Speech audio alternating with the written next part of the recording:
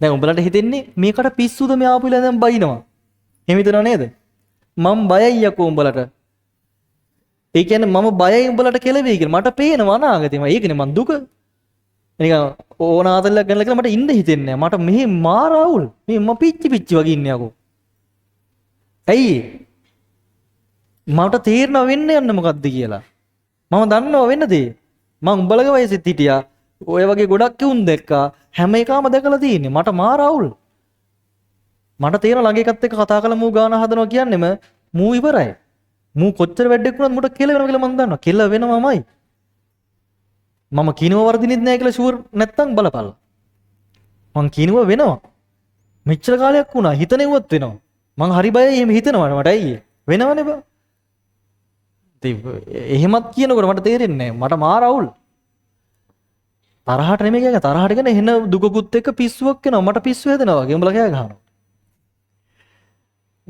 මේ මගේ කිසිම පන්ති ගන්නීම ඇතුලේ මගේ අවුට්පුට් එක සීරියක් එන්නෙත් නැහැ හැම වෙනකොට. එන්නේ නැහැ. බලපන් ඔන්ලයින් මම උගන්වනකොට කොහොමද උගන්වන්නේ? නටලා මෙතන උඩ පැනලා කොච්චර නට ඊයේ බැලුවද පාඩම් බැලුවද? අනුවර්තීද හිටියද? ඊයේ අනුවර්තී චල්තියට ආවද කට්ටිය? යකෝ ෆ්‍රී දීලා තියෙන ඇවිල්ලා ඉගෙන ගනින්න ලැබුවා. ආපු කට්ටියට උස්සන බෑ. සරල අනුවර්තී චල්තිය ෆ්‍රී උගන්වනවා. ඔයාලට ෆ්‍රී දෙනවා දැන් සිලබස් එක කලින් ඉවරයක් කරගන්න ඕන කියලා. ඇවිල්ලා කරගන්න. ඊයේ පාරම තේරුණාද?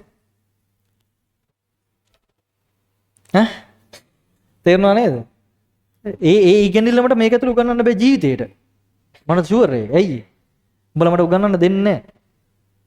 හැබැයි ගම්පහ පන්ති නටනවා මම. ආයි ස්ටේජ් එක නටනවා මට පුළුවන් ඔක්කොම කරනන් දානවා මම ඒක ඇතුළේ අයියේ. මීයට පිම්බ වගේ. මේ ඇත්ත කතාව ඒ කියන්නේ හිත රිදිලා හරි කමන්නේ හදා ගන්න ඕන. මීයට පිම්බ වගේ අහන්නකෝ මේ අයිය කට්ටියකින් කොහොමද ඉන්නේ කියලා ළමයිට.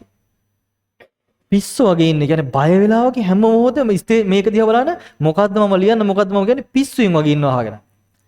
ආය කර්ණම් ගහලා කියලා දුන්නේ නැහැ. දැන් මට ඊළඟ වචනෙට එන්න ඔයාලා දෙන්නේ ඇයි?